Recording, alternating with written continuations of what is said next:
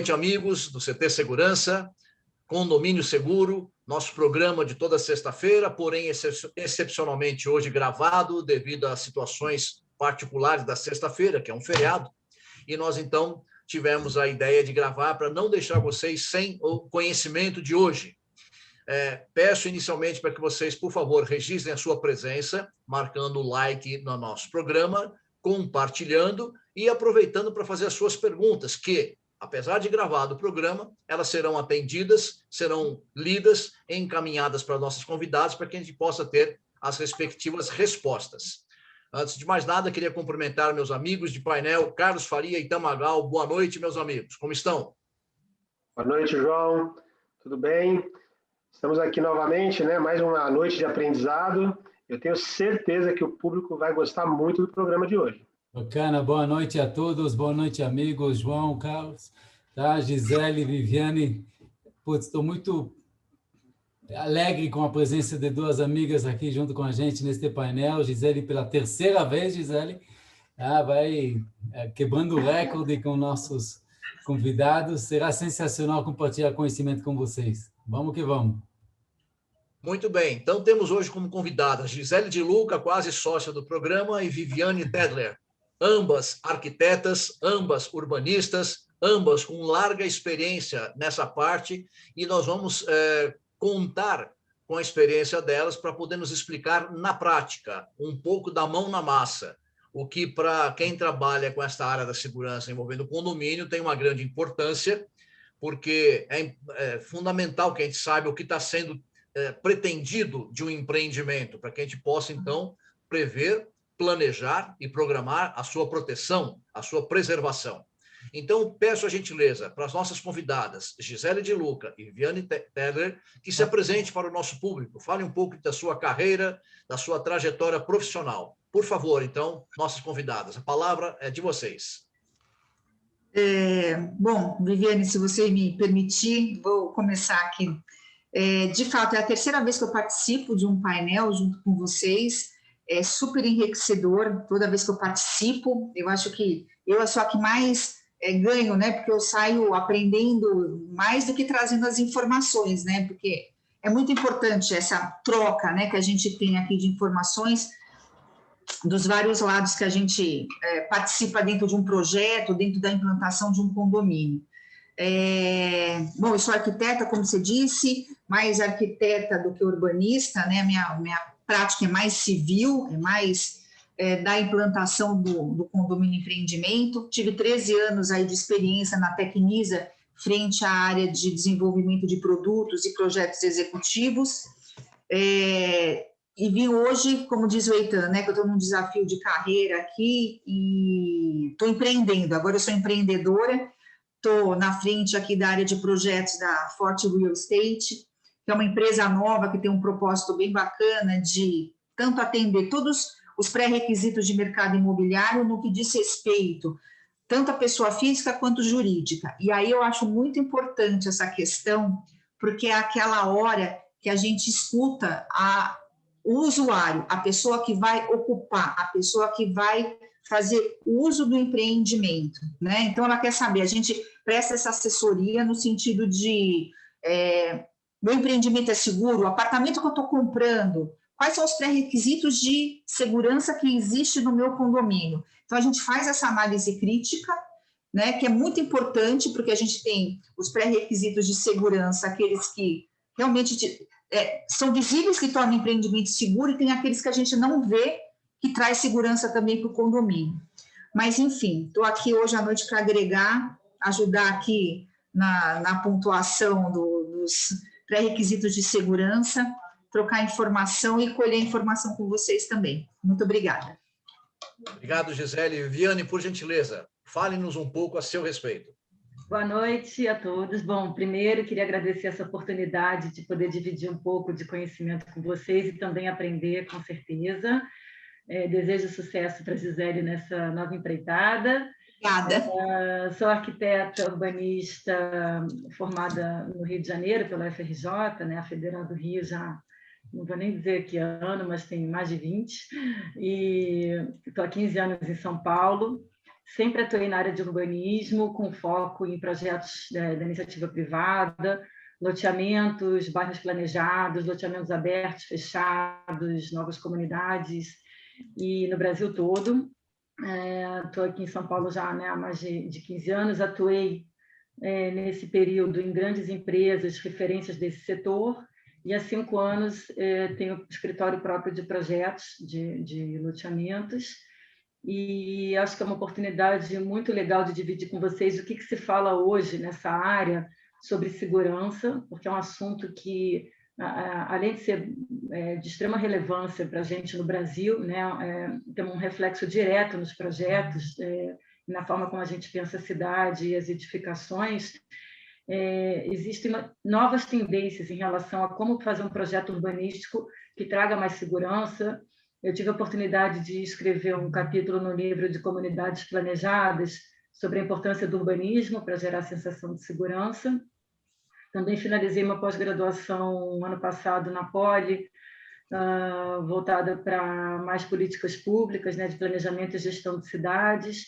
Então, projetos de grande escala cada vez mais têm essa relação do público e do privado, né? Então, é muito importante a gente ter essa visão abrangente de como abordar os projetos em todas essas esferas, né, e conversar, né, nesses diferentes setores. E também considero muito importante trazer especialistas desde o início do processo, desde da etapa preliminar de projeto, porque quando a gente pensa, o urbanismo ele é multidisciplinar, né? Ele é pensado realmente a 10 mãos. Então, quando o processo começa em conjunto, entre todos, fica muito mais fácil, né, dele já nascer mais redondo e principalmente vocês que são especialistas na área de segurança, ter que resolver problemas, apagar incêndios depois que o projeto está aprovado é muito mais oneroso e muito mais difícil, né? E muito menos chance de colocar em prática, digamos, situações ideais que podem ser pensadas quando a gente caminha junto desde o início do processo. Então, a ideia hoje é contribuir nesse sentido.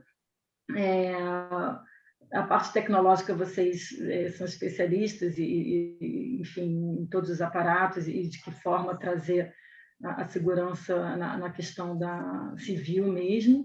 E eu gostaria de contribuir um pouco com aspectos práticos de como o desenho urbano, de como a gente pensa o loteamento e o espaço, né, onde as pessoas vão habitar, de uma forma que ajude a trazer mais segurança para esses locais. Perfeito, perfeito. Então, para quem nos acompanha, lembramos de preparar os seus cadernos de anotação, caneta e lápis, para poder anotar as dicas que nós vamos ter daqui. Porque nossa preocupação, uma ideia que tivemos em conjunto, é trazer essa realidade para o nosso público também na área da segurança. Participar ou pensar, ou começar a pensar desde o início do projeto, como é que ele é concebido para que possa, então, prover a melhor proteção. Esse é um dos grandes objetivos que, em conjunto, chegamos a essa conclusão. Então, por favor, vamos começar agora com as perguntas para extrair do conhecimento das nossas convidadas, para a gente poder ter informações maiores e melhores para o nosso trabalho. Faria, começa?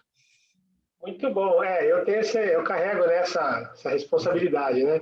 Bom, primeira coisa, eu quero avisar a Gisele, né, que é o 3º programa, você pode pedir a música já, tá? Então, já pode pedir a música, tá? Já estou sócia, já tenho cadeira aqui já. Legal. Bom, o gente, Eitan canta. O Eitan vai cantar a música. Isso, exatamente. Acho que é bacana, né, a gente começar aqui a nossa conversa, né, pedindo para que vocês passem para o nosso público o conceito, né? Eu vou falar muito de conceito aqui, o conceito de projeto preliminar, né? Muitos dos que nos assistem não têm formação em arquitetura e engenharia, nem todos conhecem, né, as disciplinas de gestão de projetos, então acho que é bacana, é importante vocês conceituarem para nós, né, o que vem a ser o projeto preliminar. Bom, na área de urbanismo é diferente da arquitetura, mas no caso do contexto da escala da cidade, do bairro, né, onde a gente fala de uma escala mais abrangente, é muito importante a gente contextualizar a área de atuação daquele projeto. Então, o estudo preliminar, ele dá as primeiras diretrizes de do conceito de ocupação de uma determinada área, né? Isso, conceitualmente, funciona tanto para o urbanismo quanto na arquitetura. No caso do urbanismo, é importante entender a localização daquela propriedade, como é que são os acessos para aquela área, qual é a distância em relação à cidade, ao município, se a malha urbana está encostando naquela área, se ela está justamente inserida na cidade, se é uma área mais afastada. Então, entender justamente essa inserção urbana, a morfologia do terreno, se é um terreno muito íngreme, se tem muita declividade, se é um terreno plano, se tem muita restrição ambiental, se tem matas, se tem recursos hídricos, né, córregos, nascentes, todos esses aspectos físicos que caracterizam uma determinada área. Também é importante entender a vocação imobiliária daquele local, se tem uma tendência de primeira residência, segunda residência, se é um loteamento aberto, se é fechado, que padrão, se é uma nova centralidade, se vão ter diversos usos que se complementam. Então, tudo isso faz parte de uma análise urbanística preliminar, que é muito importante entender antes de chegar com um projeto. Ele não pode ser top-down, né? Cair, de repente, um desenho bonito. Então, esse processo ele é necessário. Por isso que é multidisciplinar, a gente precisa de diversos especialistas nesse início, seja na área ambiental, seja na área mercadológica, e justamente a visão urbanística, muitas vezes a jurídica também. E aí, o estudo preliminar no âmbito urbano, primeiro é uma visão macro, né, de como a distribuição daqueles usos vai acontecer, né? Então, as conexões das vias, por onde as vias vão passar, essa hierarquia viária, que a gente sabe que as vias elas não são iguais, elas têm objetivos diferentes, né? A gente tem vias expressas, coletoras, locais, cada uma dessas vias tem características próprias e objetivos, né, específicos. Então, tudo isso faz parte de criar essa primeira malha de distribuição e como esses usos se comportam dentro do empreendimento, de modo que a gente possa colocar em prática justamente conceitos que vão trazer um senso de comunidade, que vão trazer segurança, conforto e um lugar realmente agradável para as pessoas frequentarem, habitarem, enfim. Então, no caso do urbanístico, o preliminar, ele ocorre nessas etapas. Legal. Enquanto você falava, a minha cabeça aqui estava processando, né? Cada aspecto que você citou, riscos, né? Riscos envolvidos. Quer dizer, a nossa mentalidade é sempre muito orientada, né, para a avaliação de riscos, a gestão de riscos. Então, tudo isso que você disse, né? Eu participo de alguns projetos de implantação de empreendimentos horizontais, né? De condomínios de casas e tal. E a gente também está sempre atento a tudo isso que você falou. Bacana isso. E na área de arquitetura, Gisele, como é que é? Então, eu acho que assim, é uma extensão, uma outra escala, né, do que a Viviane acabou de colocar.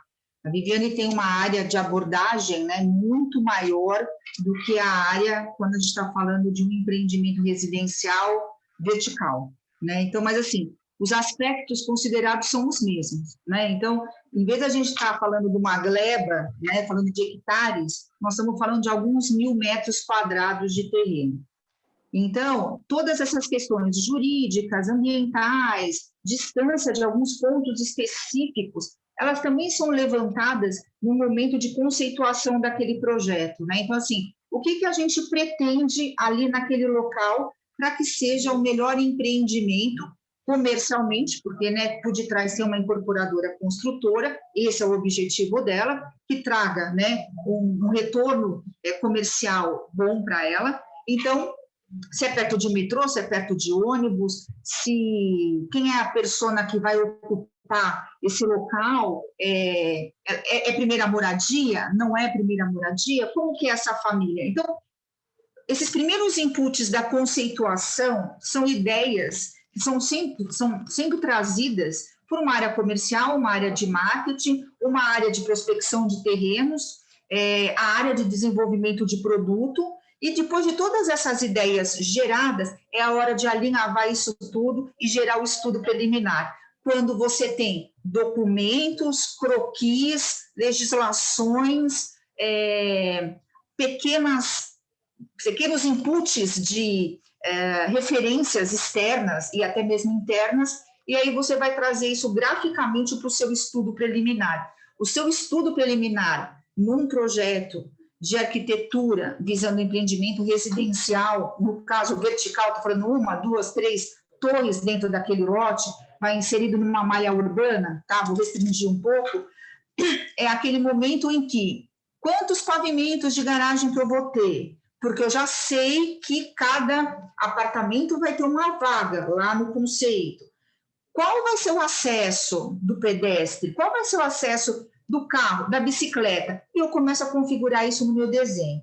Então, o primeiro estudo preliminar que a gente tem, isso que a gente chama de preliminar, é a hora que a gente junta todas as ideias e tenta representar graficamente todas essas informações lá. O primeiro estudo preliminar que a gente tem é o de arquitetura, que é a disciplina, né, que consegue buscar legislação, entender, né, as necessidades, né, comerciais, de marketing, jurídicas, ambientais. Então, é a disciplina que incorpora a primeira concepção do projeto. E depois isso é disparado para outros projetistas, gerando estudos preliminares de outras disciplinas de projeto. Estrutura, hidráulica, elétrica, segurança, enfim, outros projetos. Mas o estudo preliminar basicamente é isso. Então, assim, é o mesmo raciocínio, né? Só que a gente está falando, no caso da Viviane, de uma área enorme, né? Que é um loteamento, e eu estou falando de uma área menor, mas todos os pontos também são considerados. E no final, o nosso resultado final, tanto o da Viviane quanto o meu, é uma implantação geral de todas as possibilidades. Lógico, às vezes não tem um estudo só, você acaba tendo mais de um, né? Todas as possibilidades possíveis, somando todos aqueles inputs, é a primeira representação gráfica que a gente tem. É a partir daí que entra todo mundo para trabalhar em cima. Gisele e Viviane, viabilidade do negócio, projeto preliminar. Para fazer a viabilidade, eu preciso ter o projeto preliminar já? Ou eu faço primeiro viabilidade do negócio e depois faço o projeto preliminar? Porque uma coisa que a gente depara muito com incorporadoras, eles esquecem alguns detalhes que tinha que ser considerado no custo, no viabilidade do negócio. Onde que a maioria dos projetistas é penalizado. Porque quando você chega nessa etapa de demandar o projeto detalhado, aí você descobriu que o incorporador não previu aquele investimento. Onde que está o ovo a galinha aqui? Boa pergunta. De novo, tem diferença na escala urbana e na escala arquitetônica, né, o nível de detalhamentos. Mas eu vivi uma época que era muito comum, na esfera urbanística, fazer uma viabilidade sem desenho, sem projeto, né? Então, chegava uma área, jogava na matemática, né, que o Excel aceita muito bem os números. Não é AutoCAD, é Excel lá. Era aquela conta básica, né? Havia na legislação o percentual de doação, eliminava esse percentual, digamos, e sobrava a área líquida, né, de lotes para comercializar e fazia a viabilidade em cima disso. Cada vez mais, com toda a complexidade que as áreas oferecem, né, a gente viu como é importante ter o desenho, por mais preliminar que seja, né, porque muitas vezes é muito comum, né, digamos, quem vai fazer esse desenvolvimento não quer ter um investimento muito alto no início, e faz todo sentido, né, tem todo um fluxo aí de caixa que precisa ser considerado. Então, existem análises, estudos preliminares que são feitos em cima de uma base não super precisa, mas que já dá números mais próximos de uma realidade, né, do que simplesmente uma planilha. Então, recentemente eu participei até na viabilização de uma negociação de uma área grande no interior de São Paulo, onde normalmente a minha atuação ainda não é tão efetiva, mas a ideia foi justamente oferecer uma setorização preliminar muito básica, né, para ajudar a ter uma ideia realmente do que é aquela escala de projeto, o que cabe ali, porque nem todo mundo é familiarizado com áreas de 2, 3 milhões de metros quadrados, né? Então, isso cabe muita coisa, e aí essa setorização preliminar ajuda a dar uma ideia do quantos condomínios, lotes, glebas, subglebas de loteamento cabem naquela área. Você vai ter uma rua de comércio e serviço, você vai ter uma âncora de lazer, você vai ter uma escola. Então, a setorização, mesmo que ainda não tenha uma vocação muito específica, a gente consegue, com essa setorização, entender melhor o potencial que aquela área tem, né? E entendendo esse potencial que a área tem, né? Do que pode ter ali, do que cabe ali, fica muito melhor, o poder de negociação é muito maior, né? Dos dois lados, quer dizer, então, a forma de fazer essa oferta em relação à área, a forma de entender realmente o real valor que ela tem, e não ver só a terra nua, né? Simplesmente um terreno que, numa imobiliária, custa X reais o metro quadrado. Então, fica uma abordagem muito mais consistente. Então, eu entendo que, ainda que numa etapa prévia, que não necessite de muito investimento em termos de estudos aprofundados, é possível fazer um primeiro desenho que ajuda realmente nesse processo de análise de viabilidade. Eu vou complementar o que a Viviane está agora, né, vindo para o micro. Quando é feito um estudo de viabilidade, ele é feito no momento que você vai comprar um terreno, né, no momento da prospecção, tá? Então, a área de novos negócios, ela vai prospectar um terreno, gerar um estudo de viabilidade, e o estudo de viabilidade, atendendo às premissas da empresa, margem, TIR, fechou o negócio, ok, o terreno vem para dentro. Nessa conta, nesse estudo, então, assim, esse estudo de viabilidade, né, o que alimenta o estudo de viabilidade dessa área de novos negócios, é um estudo de massa, que vem de um arquiteto, que ele faz exatamente isso. Ele pega qual que é a legislação, qual que é o bairro que eu estou, qual que é o meu zoneamento. Quanto que tenho de área verde, se eu tenho doação de calçada, se eu tenho fachada ativa, quais são as premissas ali de legislação. E ele roda números. Alguns arquitetos entregam só este número e outros entregam, além dos números, uma planilha numérica, entrega já uma implantação esquemática, uma volumetria, né? Que a gente quer até melhor para a gente entender qual que vai ser o comportamento. Não necessariamente é o projeto final aquilo, nós vamos tocar até o final, mas é só para entender se vale a pena aquele terreno entrar para a empresa e a empresa, né, se debruçar em cima dele.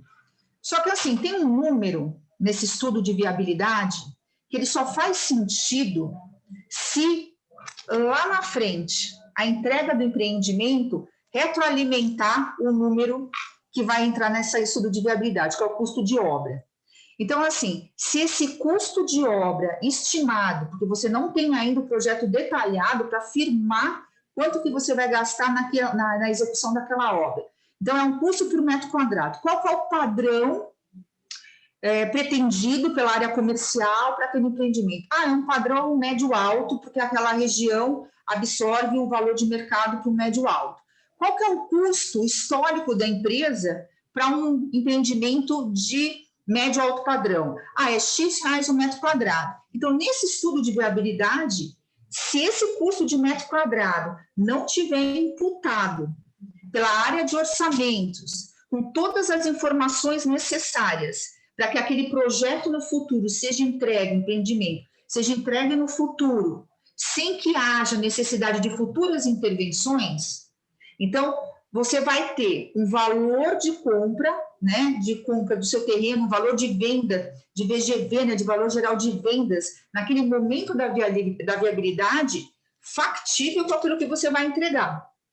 Se esse número de custo de metro quadrado, ele não tiver imputado com algumas informações de projeto, de tecnologias, mesmo que estimado, ali o que vai acontecer é que você vai entregar um empreendimento e depois você vai ter que entrar reformando ele, porque no uso e operação vão sentir falta de vários itens que vão ter que ser complementados depois. Por isso que eu falo assim, então, apesar, eu sou da área de novos negócios, eu sou ali da área de assistência técnica, se a assistência técnica não retroalimentar com informações a área de produto, a área de novos negócios, a área de incorporação, existe realmente um descolamento do estudo de viabilidade com que você vai desenvolver. O estudo preliminar, né, de projeto, ele ainda não está detalhado com todas essas informações, mas se a área de produto recebe a informação que o custo de metro quadrado ele é composto por todos esses itens, o projeto já nasce com tudo que precisa para ser entregue e não sofrer alteração porque não funciona naquele contexto. Então, assim, vou dar um exemplo. Eu não previ vaga de moto, mas eu estou numa região que o trânsito de motos ali é muito favorável, existe essa possibilidade. Aí que acontece? O empreendimento entra em contato com a construtora e fala, eu quero que você me demarque vaga de moto. Mas, assim, poderia ter sido visto isso lá no início, né, do desenvolvimento do produto, se o custo do metro quadrado tiver lá um checklist se resolve. Então, assim, para chegar nesse custo, quais são todos os pontos envolvidos? São todos esses. Pronto, o projeto vai sair desenvolvido de forma correta. Então, sim, Ethan, existe realmente um descolamento quando a gente fala de estudo de viabilidade para compra de terreno e empreendimento entregue. A gente vive com isso. Acho que a pessoa mais chave em incorporador chama orçamentista. Ele erra, ele não coloca a linha no Excel.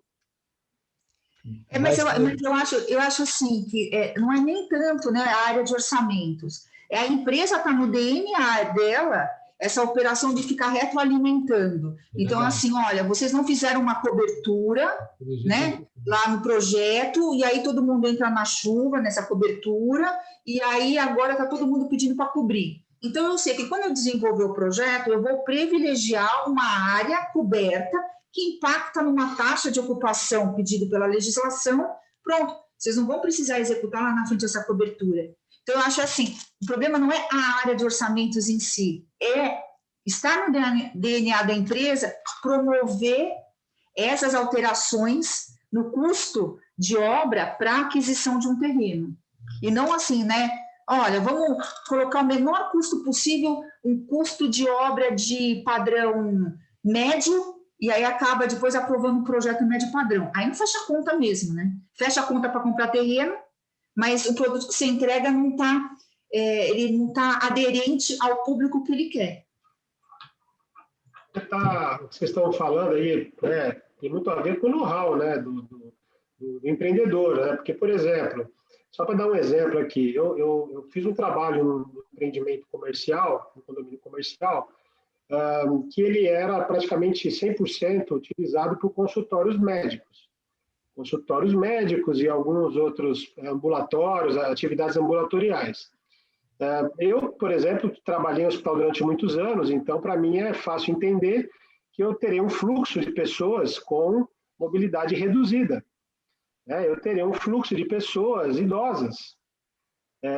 E eu preciso pensar, né, esse empreendimento com essas características. Bom, isso não foi pensado no condomínio de escritórios, né?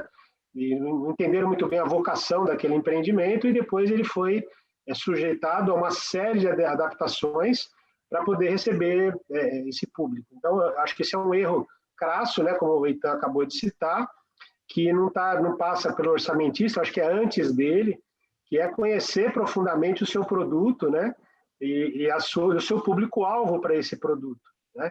Também já fiz projeto para prédios, para condomínio projeto de segurança, de advocacia do lado do fórum. Então, era sabido que 100% da ocupação seriam escritórios de advocacia, porque ele era do lado de um fórum, né? Então, quais são as características de atuação do advogado, né? Eu preciso entender, ele vai lá de sábado, ele vai de domingo, feriado, enfim, e por aí vai, né? Eu acho que é meio nessa linha, né? Não posso deixar Muito de bem. contar uma história. O João, um case aqui sensacional. Recebi uma ligação hoje, condomínio entregue, condomínio residencial misto. Misto entende residencial, não residencial, curta temporada e fachada ativa, com uma única entrada de portaria. Lindo, ah? Que Uau. delícia. Lindo. Desafiante. A minha pergunta, ela até vai, por coincidência, ela tem a ver com o que o Eitan comentou. Uma curiosidade que eu tenho agora com vocês. Há muitos anos atrás, não parece, mas eu tenho mais de 25 anos, eu participei com o Faria numa tentativa de um projeto, de um empreendimento comercial, em que a gente participou logo no início, na concepção, ainda na discussão de plantas. Foi uma experiência que eu não me lembro, que a gente quase apanhou das arquitetas quando demos as nossas opiniões de acessos e etc. Depois foi para frente. Mas eu percebo que hoje em dia essa convivência ela já é um pouco mais próxima. Minha pergunta vai justamente nesse sentido. Como vocês, no dia a dia de vocês, percebem essa participação mais ativa da área da segurança como um todo na concepção do projeto? Com realidade, tem havido participação? Não tem havido? Como é que os empreendedores ou as incorporadoras enxergam essa participação profissional? Quer falar primeiro, Gisele? Já comecei 2 vezes aqui as respostas. Então eu vou falar.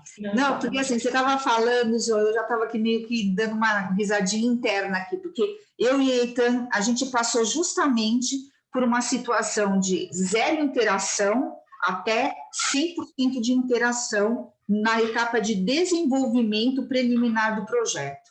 Então, assim, eu tinha um contato com segurança, eu era de desenvolvimento de produto, tá? Então, eu ia até o lançamento do produto no mercado e eu não me envolvia mais, era uma outra etapa de projeto. O que acabou acontecendo? Quando eu acabei não sendo só mais produto e comecei a ser também projetos executivos, aí que veio aquele momento de retroalimentação. Eu comecei a ver algumas coisas que estavam acontecendo em projeto executivo por falta de interação de um projetista parceiro, né, no caso segurança, né, especificando em segurança, no início do desenvolvimento. Então, como é que eu comecei a fazer?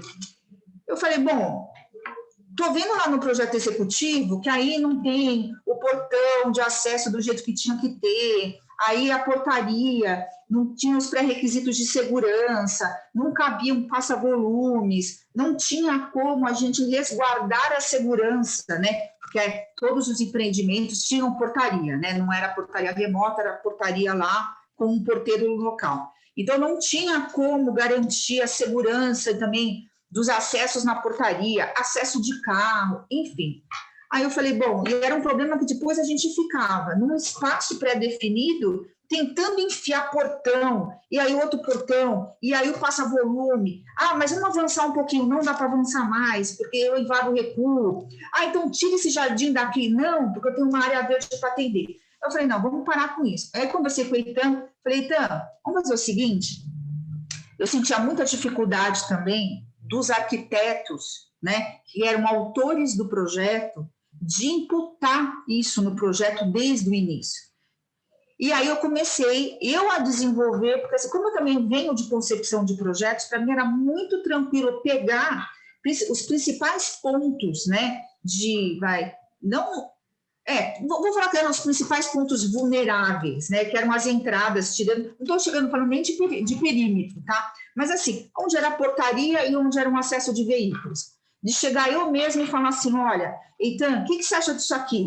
E se eu fizer um acesso assim, fizer assado, você acha que funciona? O pedestre aqui, mas tem o cadeirante também que precisa acessar. Mas olha, a senhora vai sair e aí ela pediu um Uber. Aonde que ela espera? Dentro ou fora do empreendimento? Mas dentro aonde? Porque se alguém entrar e ficar no mesmo espaço que ela é uma pessoa que está vulnerável. E a gente começou a desenhar junto isso, desde do estudo preliminar, tipo, na largada, porque se eu precisava de antes, para conceber as entradas do empreendimento.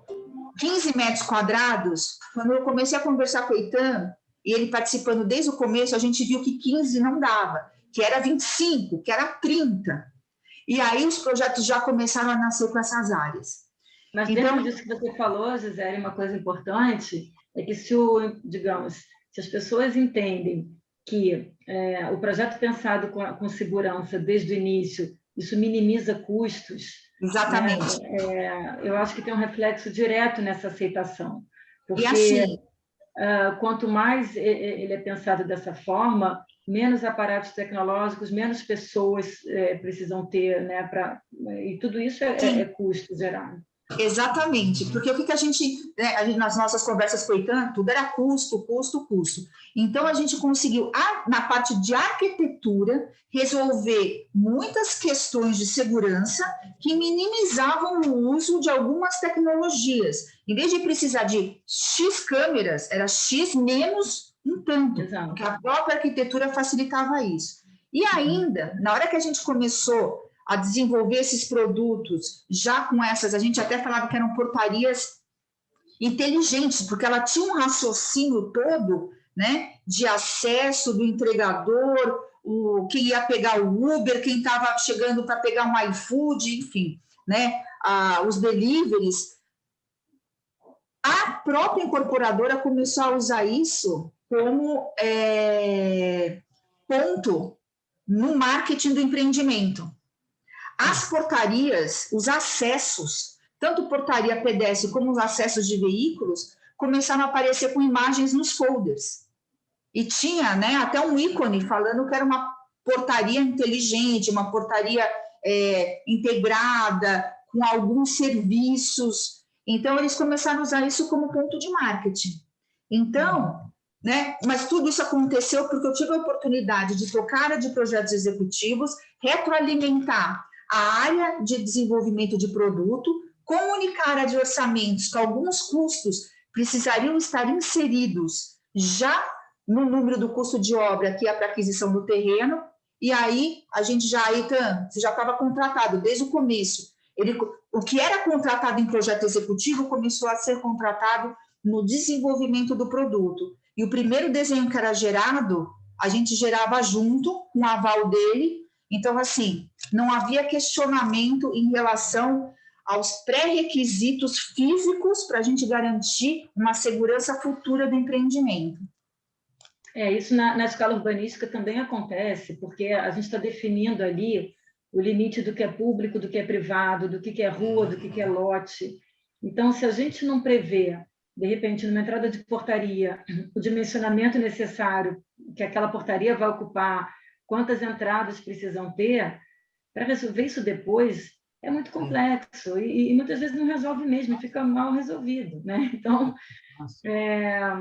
recentemente também tive uma experiência até de conversar com o Eitan sobre um master plan, um loteamento que eu estou fazendo um estudo, ainda está numa etapa preliminar, mas que vai ser importante ter essa troca e essa informação e foi um assunto colocado com o cliente, porque muitos loteadores, muitas vezes, não têm essa noção, então acho que nós, como arquitetas, também temos a responsabilidade e o papel de informar, né? É um mercado que a gente não pode simplesmente só fazer o que é demandado, né? A gente precisa realmente trazer o nosso conhecimento e ser uma troca rica nisso. Então, quando eles entendem que naquele projeto na escala urbanística ter uma via perimetral que vai ajudar em ronda ou que vai ter informações necessárias para mudar um determinado dimensionamento de entrada, tudo isso, de fato, minimiza custos, reduz vários aspectos, né, de aparelhagens, equipamentos e pessoas, isso ajuda também nesse entendimento, além da eficiência, que é o mais importante. Muito bacana. Eu chamo a atenção para quem está nos assistindo, quem nos acompanha, para vocês perceberem qual a importância de nós trazermos essas profissionais que estamos agora aqui no programa passado também, para que a gente possa entender como o mercado hoje vê a nossa própria participação. Então, nós temos que aprender, temos que entender, temos que começar a pensar dessa maneira também, porque cada vez mais poderemos ser chamados a esse início do processo, para que ele possa continuar de uma maneira o mais viável possível, né? Interessante saber desse ponto de vista de vocês que vivem essa prática, né? Vamos lá, então, amigos. Perguntas. Eu vou sair aqui em defesa das arquitetas que atacaram o Jauichi e fazer uma meia-culpa, né? Pelo seguinte, e até uma provocação aos nossos colegas, né, da área de segurança que estão nos assistindo. O pessoal de segurança tem um viés, né, tem uma certa tradição de impor muitas restrições, tá? E condomínio, principalmente o residencial, não é quartel-general, né? Não é bunker, né? Então, a gente precisa equalizar muito bem, calibrar muito bem as nossas propostas, né, para as equipes de projetos. Eu trabalho com incorporadoras também, e um ponto de tensão que eu sempre percebia, né, com a equipe de projetos era exatamente esse, o excesso de restrição, né? E eu diria que é fácil fazer segurança com muita restrição, né? É difícil prover segurança, garantindo também qualidade de vida, né? Garantindo também a estética do empreendimento. Então, esse é o grande desafio, né? Do meu modo de ver. Então, os conflitos, muitas vezes, com equipes de projeto, param em cima desse excesso de restrições. E a gente agora está assistindo um movimento na direção contrária, né? No que diz respeito às tecnologias. As tecnologias hoje estão possibilitando que o morador gerencie o controle de acesso, né? E aí eu gosto muito de uma fala do Eitan, né, numa das apresentações dele, até assisti hoje um vídeo lá no seu canal do YouTube, onde você fala que o cliente tem que decidir o que ele quer, né? Porque há pessoas que, se pudessem, morariam realmente num abrigo antiaéreo, né? Mas a maioria não quer isso, a maioria quer viver de uma maneira mais confortável. Então é preciso definir muito bom, mas aí não são com os moradores, é com quem, como a Gisele disse, a equipe de projeto, de produto. Esse nosso produto é para quem? É para neuróticos ou para pessoas que querem levar uma vida, né, mais agradável, claro, com segurança, óbvio, mas, né, mais tranquila, mais leve. Então, acho que também nós aqui, na segurança, temos que fazer vou repetir, uma meia-culpa, né? E procurar interagir de uma maneira melhor com as equipes de projetos, de arquitetura, né, de produto, de urbanismo, né? Só lembrando aqui, vivendo uma história curiosa, eu atendi um condomínio no estado de Goiás, é um loteamento fechado, na verdade, enorme, ele tem 18 quilômetros de perímetro. Ele é muito grande, eu acho que é o maior do estado de Goiás. E esse empreendimento, quando ele foi implementado, ele estava numa zona rural, né? O pessoal até brinca, Goiânia chegou nele, né? Foi crescendo, crescendo até chegar nele, mas ele era bem afastado do centro urbano. E a sua vizinhança era formada por áreas de preservação e fazendas. E um dos riscos que não foi previsto à época, né, do empreendimento era exatamente o que aconteceu diversas vezes, ou seja, a invasão do condomínio por animais silvestres e selvagens. Onça, tiveram 3 episódios de invasão de onça, né? Lobo-guará, enfim, outros animais. E isso era um grande problema para a segurança, né? Imagina, você é chamado porque o morador está vendo uma onça, né, na rua, e era na rua mesmo. Não, então, nessa linha, eu fiz um loteamento que a gente previa corredor de fauna no loteamento e galerias que passavam por baixo das ruas, justamente para direcionar o caminho de animais silvestres, então, para a segurança de todo mundo, inclusive deles, porque tem muito problema em áreas de expansão urbana de atropelamento de animais silvestres, né? E além da segurança de todas as partes envolvidas. Então, esse detalhe também precisa ser levado em conta. E aí, quando a gente faz as galerias e os corredores de fauna, isso também reflete em segurança. Teve um loteamento de alto padrão, que foi pensado essa galeria para passar os animais silvestres, mas se alguém quer invadir o loteamento, poderia passar pela galeria também. E aí, como é que resolve isso? Vai fazer anticâmera na galeria? Como é que o animal se comporta com o animal anticâmera? É um crachá. Então, um crachá, né? Então a gente se divertia muitas vezes nessas discussões, porque realmente são os conflitos, você colocou muito bem, Carlos, os conflitos, porque tem situações que precisa se conciliar, digamos, todas as demandas, não só quando a gente fala simplesmente de decidir se quer ou não quer colocar determinada coisa, mas nesse caso era um conflito muito evidente, no momento que se fazia um percurso para a segurança dos animais e não invadirem o loteamento, etc., acabava facilitando a entrada de pessoas de fora, nesse caso. Tem que botar a cabeça para funcionar e achar uma solução, né, que equalize isso, atendendo a questão ambiental e a questão da segurança, né? Só uma coisa, tem um empreendimento aqui na região de Sorocaba também, que eu fiz um trabalho, e o Rio Sorocaba, ele corta esse empreendimento mais ou menos por 1 quilômetro e meio, e é um problema, porque você não pode fazer nada nesse rio, tá certo? Né? Ele passa ali por dentro da propriedade, e esse era um dos desafios, porque o pessoal invadia com barcos, pequenos barcos, e não era nem para roubar o condomínio, era para caçar lá dentro, né? Era para, enfim, pegar passarinho, para pescar. Então, essas demandas vão surgindo na medida em que, né, os empreendimentos vão se desenvolvendo, e a gente precisa realmente ter essa visão, não apenas da parte técnica da segurança, que isso, né, obrigatoriamente todos nós temos que conhecer, mas principalmente entender o propósito daquele empreendimento, daquele negócio, né, e se alinhar a isso, né? Eu acho que é um ponto importante. Posso... desculpa, Itano, diga. Não, fala. Não, na verdade, a ideia era até convidar um pouco vocês para uma reflexão em relação a isso, né? Porque a gente associa muito a segurança à questão dos muros, né? Dos fechamentos.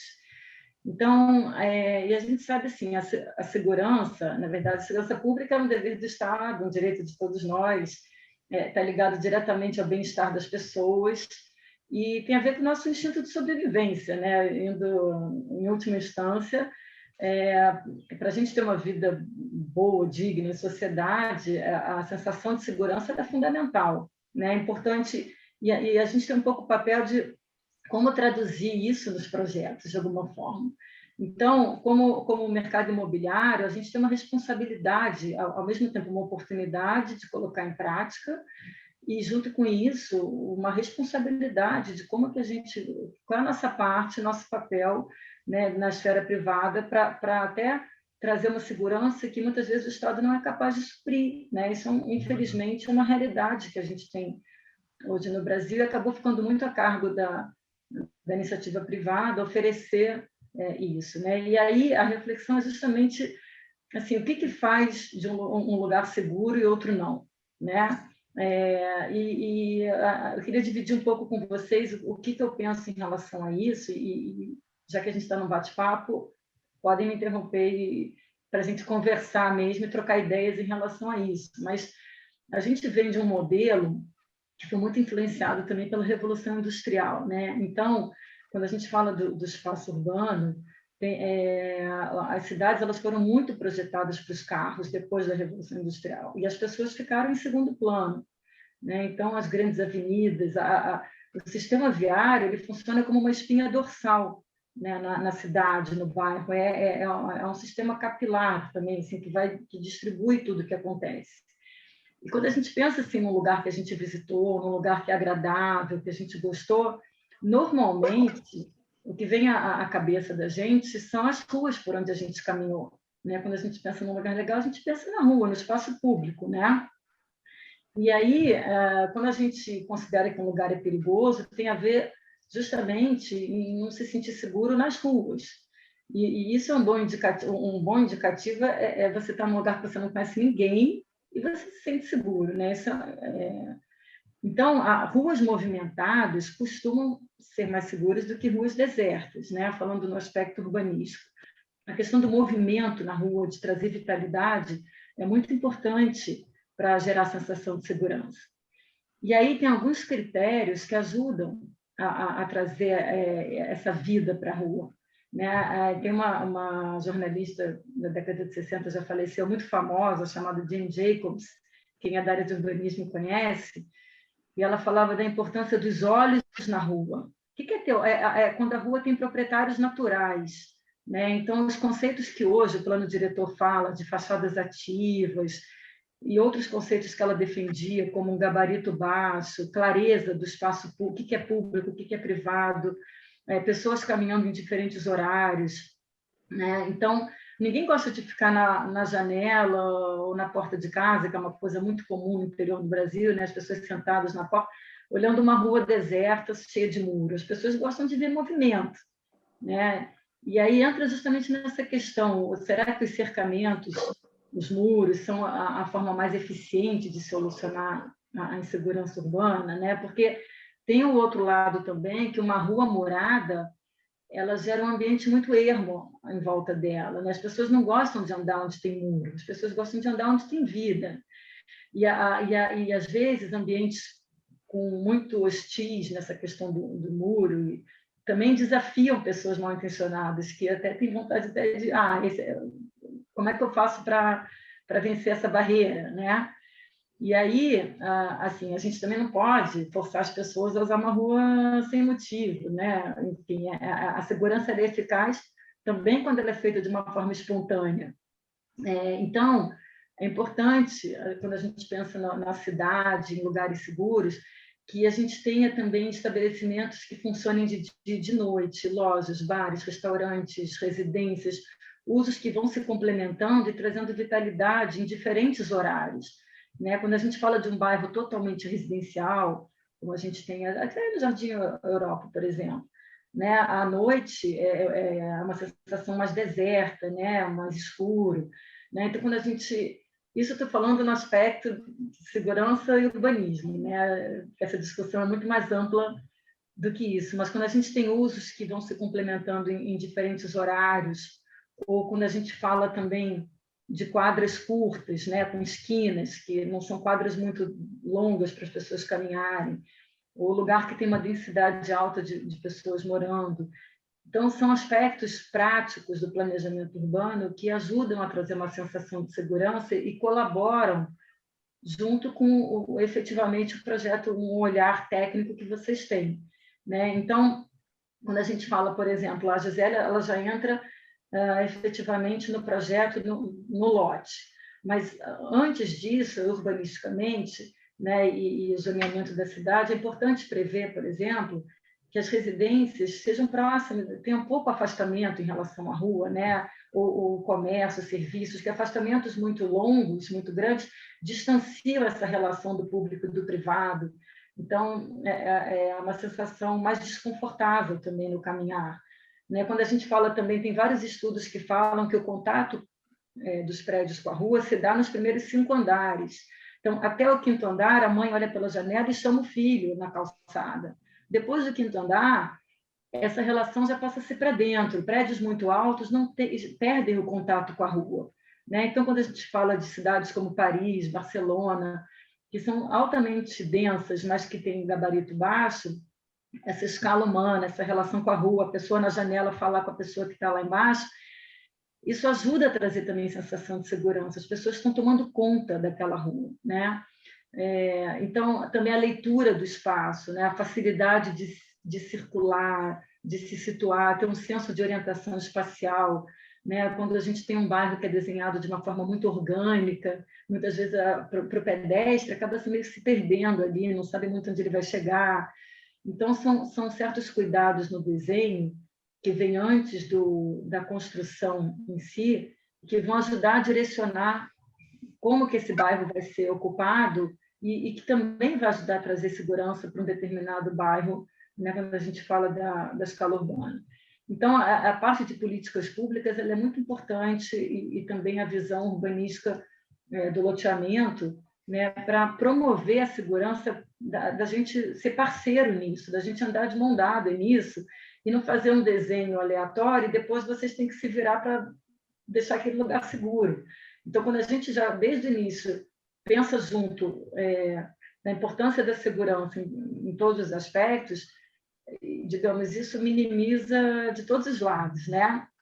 E junto com isso, também tem a questão da segurança no tráfego, no trânsito, né? Porque os carros dominam o espaço urbano, e isso acaba deteriorando o espaço de quem vai circular, do pedestre, do ciclista. Então, antes, a gente tinha esse modelo de via muito rígido, né? Ou a via de carro ou a via de pedestre. Então, isso também mudou, né, no conceito atual do urbanismo pensado hoje para as pessoas. A gente fala do conceito de ruas completas, onde as ruas precisam ser confortáveis e seguras para todos os modais e para todos os usuários, né? Dos mais frágeis aos menos frágeis. Então, tudo isso, no meu entendimento, reflete na segurança, porque o mobiliário urbano, a iluminação no nível do pedestre, o local onde esses postes vão estar iluminando uma determinada rua também ajuda no projeto de segurança, né? Como que isso tudo se comporta, né? Então, é uma combinação de muitos fatores que vão se juntando para fortalecer essa sensação. E eu acho que, como urbanistas e como arquitetos, assim, a gente tem realmente essa responsabilidade de ter esse olhar, de contribuir para a gente viver numa sociedade melhor. Acho que, no fim das contas, o grande objetivo é esse, né? Cada um aqui na sua especialidade, poder trazer qualidade de vida para todo mundo que vai estar usufruindo desse espaço. Então, era um pouco isso que eu acho que é importante dividir com vocês. Me permita duas observações, meus amigos, me permitem duas observações.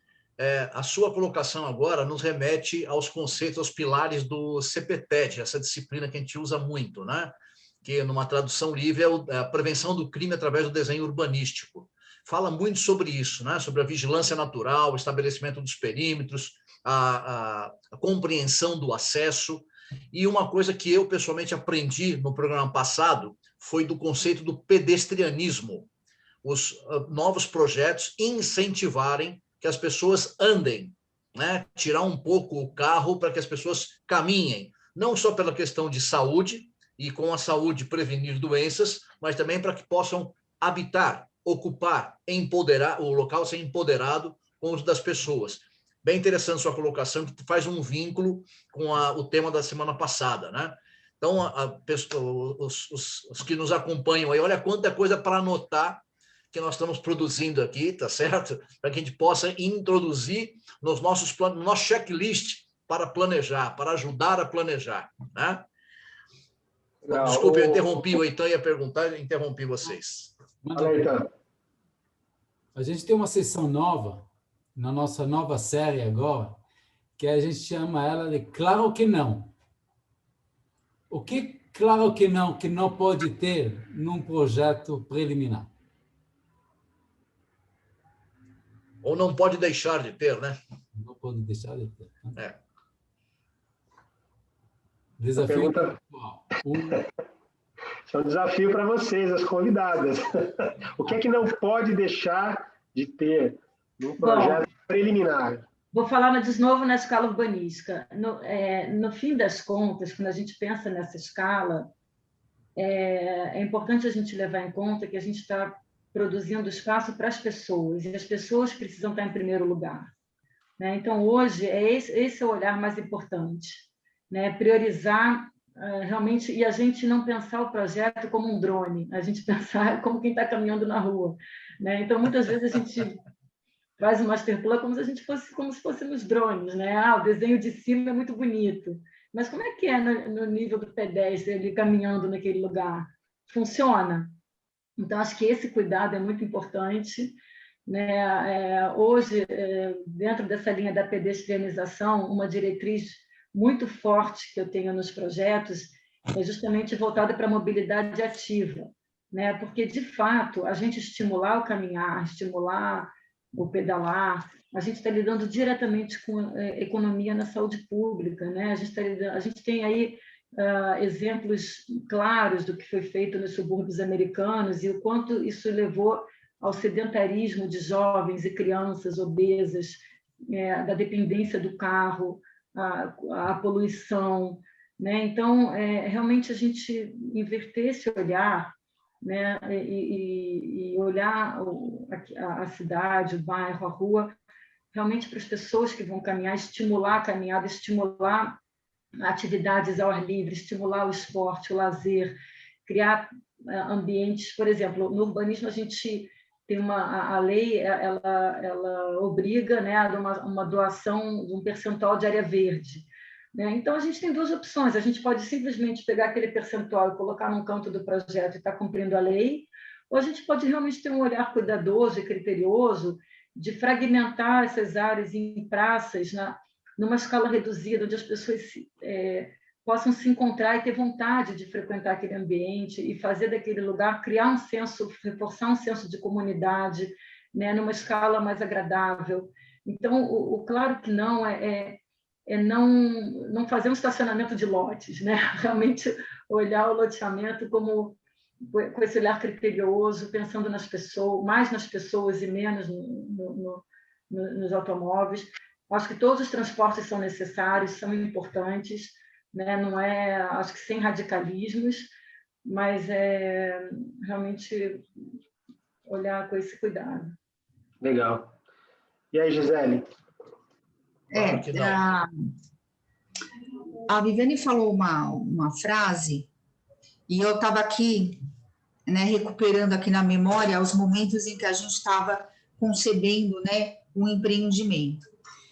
E assim, uma coisa que eu estimulava na equipe, e eu acho que isso não pode faltar em nenhum desenvolvimento de qualquer coisa que você for fazer, qualquer projeto que você for fazer, é você se colocar na pessoa que vai usar aquele empreendimento. Então, sempre, assim, eu estou fazendo o empreendimento para atender uma demanda de mercado imobiliário, mas eu procurava, né, no desenvolvimento desse projeto, me colocar no papel do usuário, entrando, usando e saindo do empreendimento. Porque, assim, a Viviane fez uma explanação super legal, né, das questões, né, urbanísticas, e, assim, o plano diretor, a lei de zoneamento de São Paulo, ela trouxe vários recursos, né, para o lote, para a implantação do lote, para qualificar. Tem muito incorporador que olha e fala assim, putz, estou perdendo área fazendo isso. Mas, se você desenvolver aquilo com a visão de quem está chegando no empreendimento, quem vai usar o empreendimento, quem vai sair, você começa a aparecer com praças dentro do seu empreendimento, com áreas de uso comum, de uso misto, né? Residencial e não residencial, que pode ser, por exemplo, uma fruição pública, né? Que é uma área pública, aberta, a doação de calçadas, que hoje as calçadas, né, dos novos empreendimentos aprovados desde 2014 e 2016, com 5 metros de largura. Então, assim, tem incorporador que olha isso como perda, e tem incorporador que olha isso como ganho de mostrar que ele consegue fazer um empreendimento inserido num momento urbanístico em que as questões de convivência estão sendo estimuladas e que traz todos esses benefícios, né, de segurança, de interatividade, de cidade viva, né, de manhã, de tarde, à noite. Então, assim, não pode faltar esse olhar de usuário. A gente fazia muito um exercício, o Eitan lembra disso, que ele já participou com a gente. Faz de conta que a gente mora aqui. Vamos entrar, vamos sair, vamos andar por fora, vamos identificar, entendeu? Aquilo que a gente tem de bom, e se tiver alguma coisa ruim, como é que a gente consegue superar isso? Mas a gente fazia essa jornada do cliente, né? Entrando, vivendo e saindo do empreendimento. Então, eu acho que não pode deixar no momento de que você está concebendo o empreendimento, ficar só com o olhar comercial. Você tem que sempre se colocar no papel do usuário para ver se você gostaria, se você está curtindo fazer aquilo, é porque realmente você está dando boas soluções e você está conseguindo se enxergar em 3 dimensões dentro daquele empreendimento. Então, acho que é isso que não pode faltar, a visão do usuário. Sensacional, sensacional essa tua visão. Olha, um dos objetivos, né, do Ponto a Ponto era que a nossa audiência, como o pessoal está insistindo, pegasse um caderno e anotasse isso, né? Claro, o programa vai estar gravado, vocês podem assistir dezenas de vezes, mas o que é fundamental é que se entenda que a segurança, ela passa por uma série de processos que não necessariamente ou não aparentemente são de segurança, né? Vocês estão falando de vários aspectos aqui, né? Então, nós que somos de segurança, somos também, novamente, enviesados por símbolos de segurança, né? O que a Viviane falou é do muro, é a da guarita, é a câmera, né, o vigilante. Então, esses símbolos marcam muito o que a gente faz. Mas, na verdade, num projeto preliminar, onde se está estabelecendo ou definindo quais os conceitos vão ser adotados, né, a gente tem que abrir mão um pouco disso e olhar aspectos de sociologia, de psicologia, né, de economia. A série anterior que nós fizemos aqui, chamava-se Panorama Nacional de Segurança, nós trouxemos oficiais de polícia de vários estados, eu não me lembro quantos agora, 13 ou 14 estados, e eles foram unânimes na questão da ocupação do espaço urbano como medida de segurança. Unânimes, inclusive tem 2 deles, né? O Telmo e o outro agora, o coronel que está me escapando agora, o Arruda, que são verdadeiras autoridades, né? Nesse assunto, escreveram livros a respeito e tal.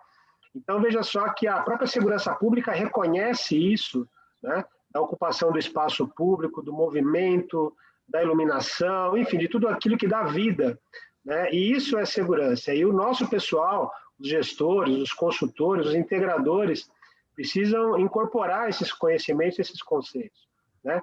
Para evitar os conflitos, né? Mas principalmente para agregar nos projetos. Isso é o mais importante, né? O conflito é natural da relação humana. O que a gente precisa, devemos evitar, né? Mas devemos usar ele para agregar. Eu acho que isso é fantástico. Então, o pessoal da segurança, como diz o João, anota tudo isso aí, que tem muita coisa legal aqui. É verdade, é verdade. Mas, como tudo que é bom tem um limite de tempo, nós já chegamos no nosso limite. E eu gostaria de, em nome de nós 3, se me permite, meus amigos, agradecer mais uma vez Gisele e pela primeira vez Viviane, que esperamos ter outras oportunidades, pela explanação das experiências de vocês. Pessoalmente, eu notei bastante coisa, tem sido muito agradável essa visão por um outro ponto de vista que realmente enriquece a nossa maneira de ver, pensar e planejar. E, consequentemente, oferecer alguma coisa para o nosso cliente, para as pessoas que vêm buscar nosso profissionalismo. Tem sido muito agradável realmente aprender essas abordagens, tá certo? Para tal, então, eu gostaria de, agora que vocês duas, por favor, pudessem deixar uma boa noite, uma mensagem para quem nos acompanha, antes de nós chegarmos ao nosso fim do programa. Bom, agradeço mais uma vez por poder participar de um painel desses. É o que eu falo. Eu sempre saio com várias, né, ideias na cabeça, né? São vários inputs, várias informações. A oportunidade de conhecer, no caso, hoje estou conhecendo a Viviane, é muito bacana a gente poder interagir, né, com pessoas, né, da mesma área que a gente. Então, assim, agradeço bastante, fico à disposição sempre aí de vocês, de todo mundo que estiver assistindo, para esclarecer dúvidas. Eu sou uma apaixonada por aquilo que eu faço, e eu fico assim, a maior realização para mim é ver aquilo que eu projetei no papel, ver de pé e executado da forma que a gente planejou. E eu gosto muito de citar essa parte, eu acho que para mim assim, o projeto, desde a parte do estudo de viabilidade, estudo preliminar, ele é colaborativo, ele não é só, nunca é só do arquiteto, é de todos, né? Então, trazer todo mundo para o início do projeto é garantia de sucesso, de que o que você vai entregar vai ser bem aceito, vai ser operado de forma tranquila, né, pelo condomínio, e que ele vai ser referência no mercado como produto, como projeto. Os condôminos vão falar que moro num lugar que eu me sinto super bem, adoro receber as pessoas. Então, eu acho assim, seguro. Então, com certeza, eu acho assim que todo mundo junto, desde o início, é uma garantia de sucesso para aquilo que você pretender fazer. Se é, no caso, um empreendimento, com certeza você tem assim, vai ter um retorno super agradável de você ouvir assim, tipo, acertei na mão, né? Eu fiz a minha jornada interna do empreendimento, me coloquei no papel ali do usuário, seja o morador ou quem vai operar o condomínio, e o que eu entreguei é um resultado de sucesso. Então, muito obrigada a vocês, fico sempre à disposição, pode me chamar para um 4º, 5º painel, gosto muito de participar, porque para mim é muito enriquecedor conversar com vocês. Muito obrigado, Gisele. Viviane, por favor. Bom, a Gisele falou tão bem que eu nem preciso complementar. Mas, de fato, foi um prazer enorme poder conversar aqui com vocês. É um bate-papo enriquecedor, agradável e uma oportunidade incrível de também poder compartilhar um pouco da minha experiência e escutar de vocês. De fato, né, seja arquitetura, urbanismo, a gente está falando aí dessa multidisciplinaridade, né, e o bom resultado ele vem com a união de esforços nas diferentes esferas, né? Então, ninguém faz sozinho, né? Para a gente ter um projeto bem feito, é importante, de fato, essa colaboração, e o mundo está caminhando cada vez mais para o processo colaborativo em todas as áreas, né? A gente está falando aí realmente da colaboração em primeiro lugar, para todo mundo sair ganhando. E é isso, queria deixar também uma boa noite e me colocar à disposição para tirar eventuais dúvidas, né, considerando que a gente está aqui gravado e tudo, mas que a gente vai acompanhar também de perto as perguntas que vão surgir aí. E estou disponível no que eu puder ajudar e compartilhar. Muito obrigada. Muito obrigado, Viviane. Como ela bem lembrou, o programa vai, apesar de estar gravado, vocês poderão fazer as suas perguntas que nós as receberemos e encaminharemos para poder providenciar a resposta de cada um. Meus amigos Carlos Faria e Damagal, mais uma vez, muito obrigado. Sempre um prazer estar compartilhando com vocês. Boa noite e o seu boa noite para o nosso público. Bom, em primeiro lugar, agradecer, né, Viviane e Gisele, pela aula de hoje, foi fantástico, muito alinhado ao propósito do nosso programa. Desejar a vocês uma ótima noite e uma boa noite também para a nossa audiência, sempre presente, né, conosco aqui, e vamos em frente, essa nova série aqui, ponto a ponto. Sensacional. Acho que eu sou motivado com desafios, né? E quem que mergulha deste mundo da incorporação, da construção civil, entende quanto que tem que quebrar ainda paradigmas, né? Temos um grande trabalho aí de convencimento, de conscientização das incorporadoras, principalmente, né?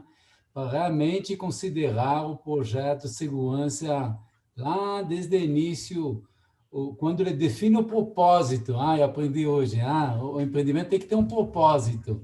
Então, o propósito, depois vem as diretrizes, depois vem o projeto, depois vai para a implantação. Esta é a cadeia alimentar do processo, e a gente está inserido dentro dele, não tem como. Putz, foi sensacional hoje à noite, aprendi muito com vocês duas sempre, tá? Muito obrigado pela presença, vamos repetir isso mais vezes. Nosso público que está nos assistindo, obrigado por prestigiar. Por favor, põe este link no mundo para que cheguem todos os incorporadores no Brasil, no mundo, para escutar e convidar a gente, ou a gente convidar eles no processo como um todo. Obrigado novamente. Ok, obrigado a todos que nos acompanharam. Participe conosco na próxima sexta-feira, não agora no dia 9, que é este programa que está rodando, mas na próxima continuaremos com a nossa série Ponto a Ponto. Muito obrigado a todos, tenham todos uma boa noite. Boa noite.